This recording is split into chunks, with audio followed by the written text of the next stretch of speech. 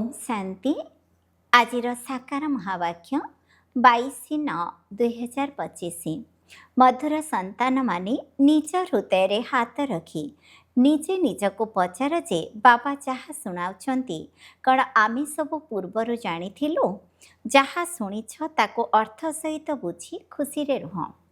प्रश्न, तुमर ही ब्राह्मण धर्म रे सबुठारु अधिक शक्ति रही ताहा कण एवं किपरि? उत्तर, तुमर ही ब्राह्मण धर्म एपरि अटे जहाँकि श्रीमत आधार रे सारा विश्वर सद्गति करि देउछि। ब्राह्मण माने ही सारा विश्व को शांत करि देउछंती।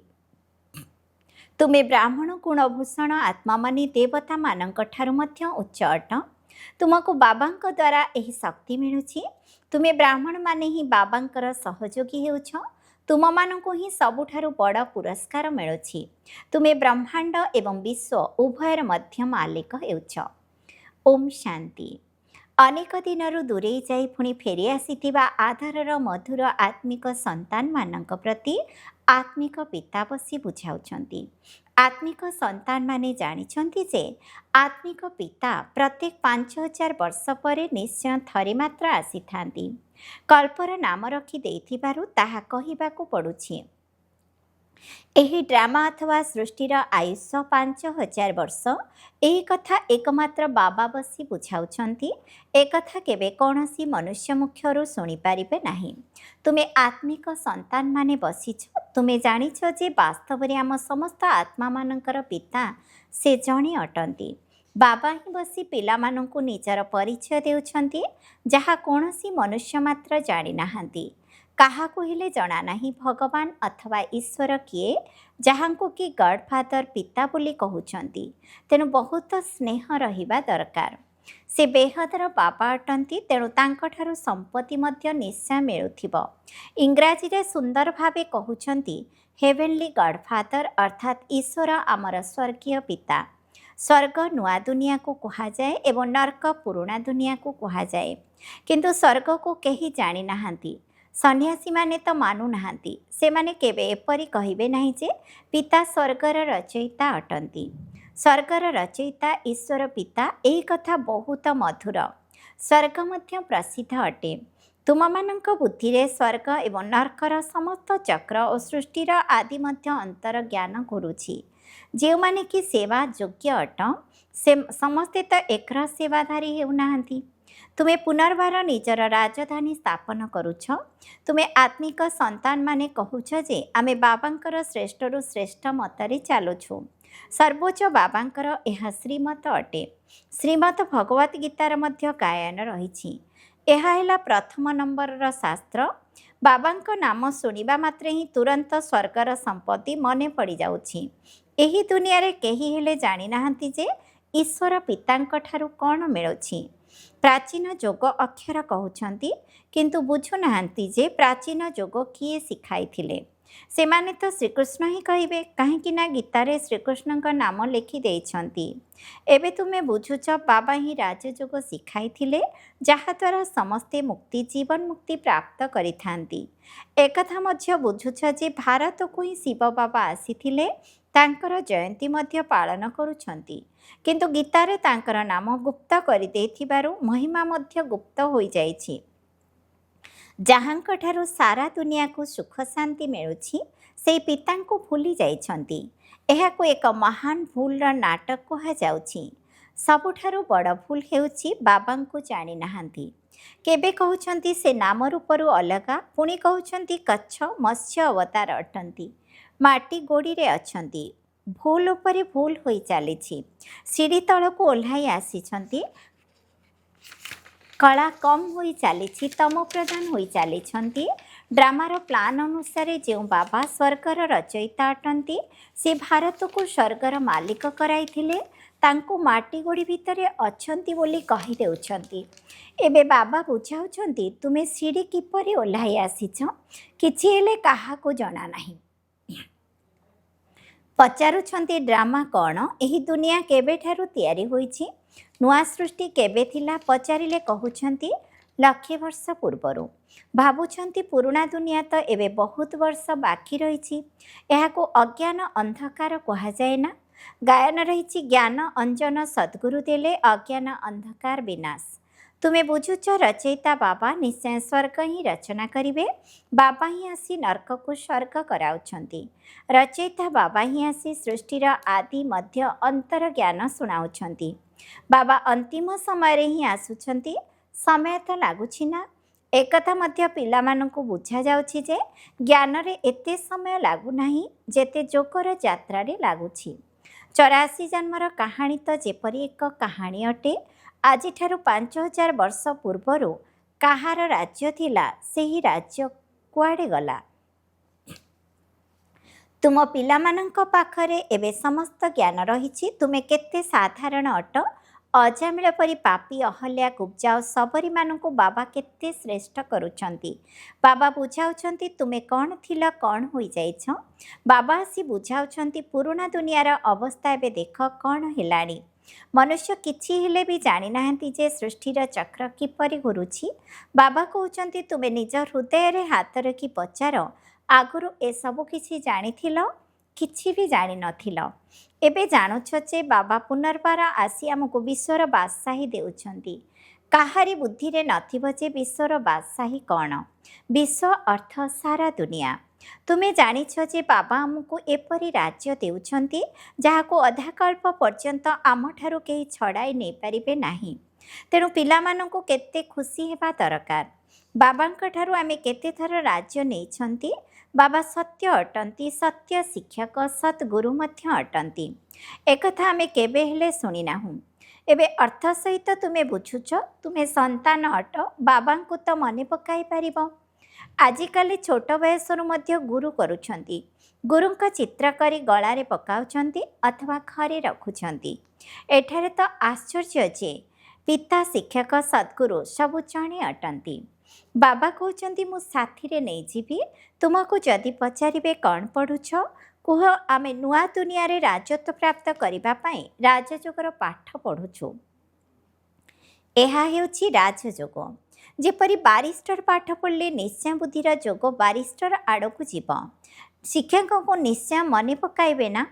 ତୁମେ କହୁଛ ଆମେ ସ୍ୱର୍ଗର ରାଜତ୍ୱ ପ୍ରାପ୍ତ କରିବା ପାଇଁ ପଢ଼ୁଛୁ। କିଏ ପଢ଼ାଉଛନ୍ତି? ଶିବ ବାବା ଭଗବାନ ପଢ଼ାଉଛନ୍ତି। ତାଙ୍କର ତ ନାମ ଗୋଟିଏ ଯାହା ଚାଲି ଆସିଛି। ରଥର ନାମ ତ ନାହିଁ। ମୋର ନାମ ହେଲା ଶିବ, ପିତା ଶିବ ଏବଂ ରଥ ବ୍ରହ୍ମା ବୋଲି କୁହାଯିବ। ବର୍ତ୍ତମାନ ତୁମେ ଜାଣୁଛ ଏହା କେତେ ଆଶ୍ଚର୍ଯ୍ୟର କଥା। ଶରୀର ତ ଜଣକର ଅଟେ। ଏହାକୁ ଭାଗ୍ୟଶାଳୀ ରଥ କାହିଁକି କହୁଛନ୍ତି? କାରଣ ଶିବ ବାବାଙ୍କର ପ୍ରବେଶତା ହେଉଛି ତେବେ ନିଶ୍ଚୟ ଦୁଇଟି ଆତ୍ମା ହେଲେ। ଏକଥା ମଧ୍ୟ ତୁମେ ଜାଣିଛ, ଆଉ କାହାର ଖିଆଲରେ ବି ଆସିପାରିବ ନାହିଁ। ଦେଖାଉଛନ୍ତି ଭାଗୀରଥ ଗଙ୍ଗା ଆଣିଥିଲେ। କ'ଣ ପାଣି ଆଣିଥିଲେ? ଏବେ ତୁମେ ବାସ୍ତବରେ ଦେଖୁଛ କ'ଣ ଆଣିଛନ୍ତି? କିଏ ଆଣିଛନ୍ତି? କିଏ ପ୍ରବେଶ କରିଛନ୍ତି? ବାବା କରିଛନ୍ତି ନା? ମନୁଷ୍ୟ ମଧ୍ୟରେ ତ ପାଣି ପ୍ରବେଶ କରିପାରିବ ନାହିଁ। ଜଟାରୁ ପାଣି ବାହାରି କରିପାରିବ ନାହିଁ। ଏକଥା ଉପରେ ମନୁଷ୍ୟ କେବେ ବିଚାର ବି କରୁନାହାନ୍ତି। କୁହାଯାଏ ରିଲିଜିୟସ୍ ଇଜ୍ ମାଇଟ୍, ଅର୍ଥାତ୍ ଧର୍ମରେ ଶକ୍ତି ରହିଛି। କୁହ ସବୁଠାରୁ ଅଧିକ କେଉଁ ଧର୍ମରେ ଶକ୍ତି ରହିଛି? ବ୍ରାହ୍ମଣ ଧର୍ମରେ ହିଁ। ଏହା ଠିକ୍ ଅଛି। ଯାହା କିଛି ଶକ୍ତି ଅଛି ବ୍ରାହ୍ମଣ ଧର୍ମରେ ଅଛି। ଆଉ କୌଣସି ଧର୍ମରେ ଏତେ ଶକ୍ତି ନାହିଁ। ତୁମେ ଏବେ ବ୍ରାହ୍ମଣ ଅଟ। ବ୍ରାହ୍ମଣକୁ ବାବାଙ୍କ ଠାରୁ ଶକ୍ତି ମିଳୁଛି, ଯାହାଫଳରେ ତୁମେ ବିଶ୍ୱର ମାଲିକ ହେଉଛ। ତୁମମାନଙ୍କ ଠାରେ କେତେ ବଡ଼ ଶକ୍ତି ରହିଛି। ତୁମେ ନିଜକୁ ବ୍ରାହ୍ମଣ ଧର୍ମର ବୋଲି କହୁଛ। ଏକଥା କାହାର ବୁଦ୍ଧିରେ ଆସିବ ନାହିଁ। ଯଦିଓ ବିରାଟ ରୂପର ଚିତ୍ର କରିଛନ୍ତି କିନ୍ତୁ ତାକୁ ଅଧା କରିଛନ୍ତି। ମୁଖ୍ୟ ରଚୟିତା ଏବଂ ତାଙ୍କର ପ୍ରଥମ ରଚନାକୁ କେହି ଜାଣିନାହାନ୍ତି। ବାବା ହେଉଛନ୍ତି ରଚୟିତା, ପୁଣି ବ୍ରାହ୍ମଣ ହେଲେ ଚୁଟି, ଅର୍ଥାତ୍ ସବୁଠାରୁ ଶ୍ରେଷ୍ଠ। ଏଥିରେ ଶକ୍ତି ରହିଛି। ବାବାଙ୍କୁ କେବଳ ମନେ ପକାଇବା ଦ୍ୱାରା ଶକ୍ତି ମିଳିଥାଏ। ପିଲାମାନେ ତ ନିଶ୍ଚୟ କ୍ରମାନୁସାରେ ହେବେ ନା? ତୁମେ ଏହି ଦୁନିଆରେ ସର୍ବୋତ୍ତମ ବ୍ରାହ୍ମଣ କୁଳଭୂଷଣ ଅଟ। ଦେବତାମାନଙ୍କ ଠାରୁ ମଧ୍ୟ ଉଚ୍ଚ ଅଟ। ତୁମକୁ ଏବେ ଶକ୍ତି ମିଳୁଛି। ବ୍ରାହ୍ମଣ ଧର୍ମରେ ସବୁଠାରୁ ଅଧିକ ଶକ୍ତି ରହିଛି। ବ୍ରାହ୍ମଣ କ'ଣ କରୁଛନ୍ତି? ସାରା ବିଶ୍ୱକୁ ଶାନ୍ତ କରିଦେଉଛନ୍ତି। ତୁମର ଧର୍ମ ଏତେ ଶ୍ରେଷ୍ଠ ଅଟେ ଯାହାକି ଶ୍ରୀମତର ଆଧାରରେ ସମସ୍ତଙ୍କର ସଦ୍ଗତି କରିଦେଉଛ। ସେଥିପାଇଁ ବାବା କହୁଛନ୍ତି ମୁଁ ତୁମକୁ ନିଜଠାରୁ ମଧ୍ୟ ଉଚ୍ଚ କରାଉଛି। ତୁମେ ବ୍ରହ୍ମାଣ୍ଡ ଏବଂ ବିଶ୍ୱ ଉଭୟର ମାଲିକ ହେଉଛ। ସାରା ବିଶ୍ୱ ଉପରେ ତୁମେମାନେ ରାଜତ୍ୱ କରିବ। ଏବେ ଗାୟନ କରୁଛନ୍ତି ନା ଭାରତ ଆମର ଦେଶ। କେବେ ମହିମାର ଗୀତ ଗାଉଛନ୍ତି, କେବେ ପୁଣି କହୁଛନ୍ତି ଭାରତର ଅବସ୍ଥା କ'ଣ ହେଲାଣି। ଜାଣିନାହାନ୍ତି ଯେ ଭାରତ ଏତେ ଉଚ୍ଚ କେବେ ଥିଲା। ମନୁଷ୍ୟ ତ ଭାବୁଛନ୍ତି ସ୍ୱର୍ଗ ବା ନର୍କ ଏହିଠାରେ ଅଛି। ଯାହା ପାଖରେ ଧନ ମୋଟର ଆଦି ଅଛି ସେ ସ୍ୱର୍ଗରେ ଅଛନ୍ତି। ଏକଥା ବୁଝୁନାହାନ୍ତି ଯେ ନୂଆ ଦୁନିଆକୁ ହିଁ ସ୍ୱର୍ଗ କୁହାଯାଉଛି। ଏଠାରେ ସବୁ କିଛି ଶିଖିବାକୁ ହେବ। ବିଜ୍ଞାନର କୌଶଳ ପୁଣି ସେଠାରେ ବି କାମରେ ଆସିବ। ଏହି ବିଜ୍ଞାନ ମଧ୍ୟ ସେଠାରେ ସୁଖ ଦେବ। ଏଠାରେ ତ ଏ ସବୁଥିରେ ଅଳ୍ପ କାଳର ସୁଖ ରହିଛି। ସେଠାରେ ତୁମ ପାଇଁ ସବୁ ସ୍ଥାୟୀ ସୁଖ ରହିବ।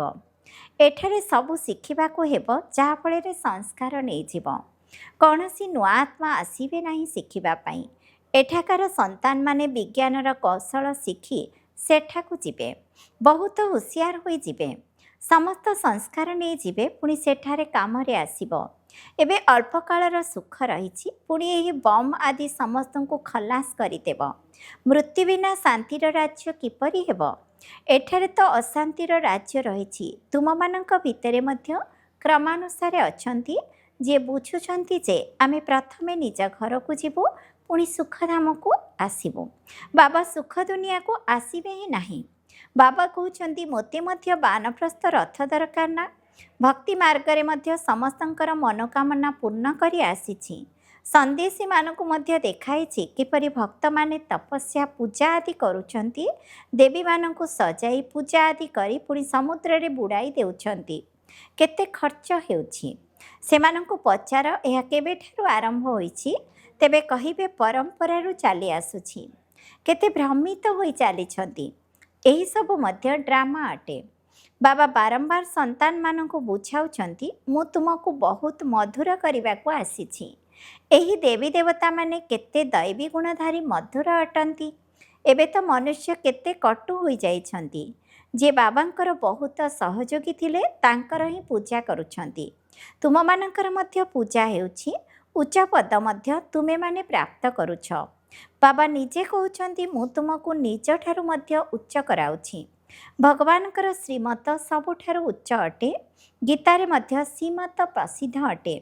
ଶ୍ରୀକୃଷ୍ଣ ତ ବର୍ତ୍ତମାନ ବାବାଙ୍କଠାରୁ ଈଶ୍ୱରୀୟ ସମ୍ପତ୍ତି ନେଉଛନ୍ତି। ଶ୍ରୀକୃଷ୍ଣଙ୍କ ଆତ୍ମାର ରଥରେ ବାବା ପ୍ରବେଶ କରିଛନ୍ତି। ଏହା କେତେ ବିସ୍ମୟକର କଥା। ଏକଥା କେବେ କାହାରି ବୁଦ୍ଧିରେ ଆସିବ ନାହିଁ। ବୁଝିଥିବା ଆତ୍ମାକୁ ମଧ୍ୟ ବୁଝାଇବାରେ ବହୁତ ପରିଶ୍ରମ କରିବାକୁ ପଡ଼ୁଛି। ବାବା କେତେ ଭଲ ଭାବରେ ପିଲାମାନଙ୍କୁ ବୁଝାଉଛନ୍ତି। ବାବା ଲେଖୁଛନ୍ତି ତୁମେ ସର୍ବୋତ୍ତମ ବ୍ରହ୍ମା ମୁଖବଂଶାବଳୀ ବ୍ରାହ୍ମଣ ଅଟ। ତୁମେ ଉଚ୍ଚ ସେବା କରୁଥିବାରୁ ଏହି ପୁରସ୍କାର ମିଳୁଛି। ତୁମେ ବାବାଙ୍କର ସହଯୋଗୀ ହେଉଛ, ତେଣୁ ତୁମମାନଙ୍କୁ ପୁରୁଷାର୍ଥର କ୍ରମ ଅନୁସାରେ ପୁରସ୍କାର ମିଳୁଛି। ତୁମମାନଙ୍କ ଭିତରେ ବହୁତ ଶକ୍ତି ରହିଛି। ତୁମେ ମନୁଷ୍ୟମାନଙ୍କୁ ସ୍ୱର୍ଗର ମାଲିକ କରାଇପାରିବ। ତୁମେ ଆତ୍ମିକ ସେନା ଅଟ। ତୁମେ ବ୍ୟାସ ନ ଲଗାଇଲେ ଲୋକମାନେ କିପରି ବୁଝିବେ ଯେ ତୁମେ ମଧ୍ୟ ରୁହାନୀ ମିଲିଟାରୀ ଅଟ। ମିଲିଟାରୀମାନେ ସର୍ବଦା ବ୍ୟାସ ଲଗାଇଥାନ୍ତି। ଶିବ ବାବା ନୂଆ ଦୁନିଆର ରଚୟିତା ଅଟନ୍ତି। ସେଠାରେ ଦେବତାମାନଙ୍କର ରାଜ୍ୟ ଥିଲା, ଏବେ ନାହିଁ। ପୁଣି ବାବା ମନ୍ମନା ଭାବ କହୁଛନ୍ତି ଦେହ ସହିତ ସବୁ ସମ୍ବନ୍ଧ ତୁଟାଇ ମୋତେ ମନେ ପକାଇଲେ ଶ୍ରୀକୃଷ୍ଣଙ୍କ ରାଜବଂଶରେ ଆସିଯିବ। ଏଥିରେ ଲଜ୍ଜାର କୌଣସି କଥା ହିଁ ନାହିଁ। କେବଳ ବାବାଙ୍କ ସ୍ମୃତିରେ ରୁହ। ବାବା ବ୍ରହ୍ମାଙ୍କ ନିମନ୍ତେ ମଧ୍ୟ ବତାଉଛନ୍ତି ଯେ ଏ ନାରାୟଣଙ୍କର ପୂଜା କରୁଥିଲେ। ନାରାୟଣଙ୍କର ମୂର୍ତ୍ତି ସାଥିରେ ରଖୁଥିଲେ। ଚଲାବୁଲା କରିବା ସମୟରେ ତାଙ୍କୁ ଦେଖୁଥିଲେ। ଏବେ ତୁମ ପିଲାମାନଙ୍କ ପାଖରେ ଜ୍ଞାନ ଅଛି। ବ୍ୟାସ ତ ନିଶ୍ଚୟ ଲାଗି ରହିବା ଉଚିତ। ତୁମେ ହେଉଛ ନରକୁ ନାରାୟଣ କରିବା ବାଲା। ରାଜଯୋଗ ମଧ୍ୟ ତୁମେ ହିଁ ଶିଖାଉଛ। ନରରୁ ନାରାୟଣ କରିବାର ସେବା କରୁଛ। ତେଣୁ ନିଜକୁ ଦେଖିବା ଉଚିତ ଯେ ମୋ ଭିତରେ କୌଣସି ଅବଗୁଣ ନାହିଁ ତ। ତୁମେମାନେ ବାପଦାଦାଙ୍କ ନିକଟକୁ ଆସିଛ। ବାବା ହେଉଛନ୍ତି ଶିବ ବାବା, ଦାଦା ହେଉଛନ୍ତି ତାଙ୍କର ରଥ। ବାପା ନିଶ୍ଚୟ ରଥ ଦ୍ୱାରା ହିଁ ମିଶିବେ ନା। ବାବାଙ୍କ ପାଖକୁ ରିଫ୍ରେଶ ହେବା ପାଇଁ ଆସୁଛନ୍ତି ନା। ସମ୍ମୁଖରେ ବସିବା ଦ୍ୱାରା ମନେ ପଡ଼ୁଛନ୍ତି। ବାବା ଘରକୁ ଫେରାଇ ନେବା ପାଇଁ ଆସିଛନ୍ତି। ବାବା ସମ୍ମୁଖରେ ବସିଛନ୍ତି, ତେଣୁ ଅଧିକ ମନେ ପଡ଼ିବା ଉଚିତ। ନିଜର ଚୋକର ଯାତ୍ରାକୁ ସେଠାରେ ଘର ପରିବାରରେ ରହି ମଧ୍ୟ ତୁମେ ପ୍ରତ୍ୟହ ବଢ଼ାଇ ପାରିବ। ଆଚ୍ଛା, ମିଠା ମିଠା ଶିଖିଲ ଦେ ସନ୍ତାନମାନଙ୍କ ପ୍ରତି ମାତା ପିତା ବାପଦାଦାଙ୍କର ମଧୁର ସ୍ନେହ ସମ୍ପନ୍ନ ଶୁଭେଚ୍ଛା ଏବଂ ସୁପ୍ରଭାତ। ଆତ୍ମିକ ପିତାଙ୍କର ଆତ୍ମିକ ସନ୍ତାନମାନଙ୍କୁ ନମସ୍ତେ। ଆମ ଆତ୍ମିକ ସନ୍ତାନମାନଙ୍କର ମଧ୍ୟ ଆତ୍ମିକ ପିତାଙ୍କୁ ନମସ୍ତେ ନମସ୍ତେ ନମସ୍ତେ। ଧାରଣା ପାଇଁ ମୁଖ୍ୟ ସାରାଂଶ। 1 ନମ୍ବର, ନିଜକୁ ଦେଖିବା ଉଚିତ ଯେ ମୋ ଭିତରେ କୌଣସି ଅବଗୁଣ ନାହିଁ ତ? ମୁଁ ଦେବତାମାନଙ୍କ ଭଳି ମଧୁର ହେଲିଣି। 2 ନମ୍ବର, ବାବାଙ୍କର ଶ୍ରେଷ୍ଠରୁ ଶ୍ରେଷ୍ଠ ମତରେ ଚାଲି ନିଜ ରାଜଧାନୀ ସ୍ଥାପନ କରିବାକୁ ହେବ। ଯୋଗ୍ୟ ସେବାଧାରୀ ହେବା ପାଇଁ ସୃଷ୍ଟିର ଆଦି ମଧ୍ୟ ଅନ୍ତର ଜ୍ଞାନ, ସ୍ୱର୍ଗ ଏବଂ ନର୍କର ଜ୍ଞାନକୁ ବୁଦ୍ଧିରେ ଚିନ୍ତନ ମନ୍ଥନ କରିବାକୁ ହେବ। ବରଦାନ, ଈଶ୍ୱରୀୟ ସେବାଧାରୀର ସ୍ମୃତି ଦ୍ୱାରା ସହଜ ସ୍ମୃତିର ଅନୁଭବ କରୁଥିବା ସହଜ ଯୋଗୀ ହୁଅ। ଈଶ୍ୱରୀୟ ସେବାଧାରୀର ଅର୍ଥ ହେଲା ଈଶ୍ୱର ଅର୍ଥାତ୍ ବାବା ଯେଉଁ ସେବା ଦେଇଛନ୍ତି ସେହି ସେବାରେ ସର୍ବଦା ତତ୍ପର ହୋଇ ରହୁଥିବା ଆତ୍ମା। ସର୍ବଦା ଏହି ନିଶା ରହିଥାଉ ଯେ ସ୍ୱୟଂ ପରମାତ୍ମା ମୋତେ ସେବା ଦେଇଛନ୍ତି, ତେବେ କାର୍ଯ୍ୟ କରିବା ସମୟରେ ଯେ କାର୍ଯ୍ୟ ଦେଇଛନ୍ତି ତାଙ୍କୁ କେବେ ବି ଭୁଲି ଯାଇପାରିବ ନାହିଁ। ତେଣୁ କର୍ମଣ ସେବା କରିବା ସମୟରେ ମଧ୍ୟ ଏହି ସ୍ମୃତି ରହୁ ଯେ ବାବାଙ୍କର ନିର୍ଦ୍ଦେଶ ଅନୁସାରେ ସେବା କରୁଛ, ତାହାଦ୍ୱାରା ସହଜରେ ମନେ ପକାଇବାର ଅନୁଭବ କରି ସହଜ ଯୋଗୀ ହୋଇଯିବ। ସ୍ଲୋଗାନ, ଯଦି ସର୍ବଦା ଈଶ୍ୱରୀୟ ବିଦ୍ୟାର୍ଥୀ ଜୀବନର ସ୍ମୃତି ରହିବ ତେବେ ମାୟା ନିକଟକୁ ଆସିପାରିବ ନାହିଁ। ଅବ୍ୟକ୍ତ ଇଶାରା, ଏବେ ଲଗନର ଅଗ୍ନିକୁ ପ୍ରଜ୍ୱଳିତ କରି ଯୋଗକୁ ଜ୍ୱାଳାରୂପ କର। ସ୍ଥାପନା କାର୍ଯ୍ୟରେ ନିମିତ୍ତ ହୋଇଥିବା ଆତ୍ମାମାନେ ଯେତେ ଯେତେ ଜ୍ୱାଳାରୂପ ଧାରଣ କରିବେ ସେହି ଅନୁସାରେ ବିନାଶର ଜ୍ୱାଳା ପ୍ରତ୍ୟକ୍ଷ ହେବାକୁ ଲାଗିବ। ସଂଗଠିତ ରୂପରେ ଜ୍ୱାଳା ସ୍ୱରୂପର ଯୋଗ ହିଁ ବିଶ୍ୱର ବିନାଶର କାର୍ଯ୍ୟକୁ ସମ୍ପନ୍ନ କରିବ। ଏଥିପାଇଁ ପ୍ରତ୍ୟେକ ସେବା କେନ୍ଦ୍ରରେ ବିଶେଷ ଭାବରେ ଯୋଗର କାର୍ଯ୍ୟକ୍ରମ ଚାଲିବା ଦରକାର। ତାହେଲେ ବିନାଶର ଜ୍ୱାଳାକୁ ପଙ୍ଖା ମିଳିଯିବ, ଅର୍ଥାତ୍ ଯୋଗ ଅଗ୍ନି ଦ୍ୱାରା ବିନାଶର ଅଗ୍ନି ଜଳିବ, ଜ୍ୱାଳା ଦ୍ୱାରା ଜ୍ୱାଳା ପ୍ରଜ୍ୱଳିତ ହେବ। ଓମ୍ ଶାନ୍ତି।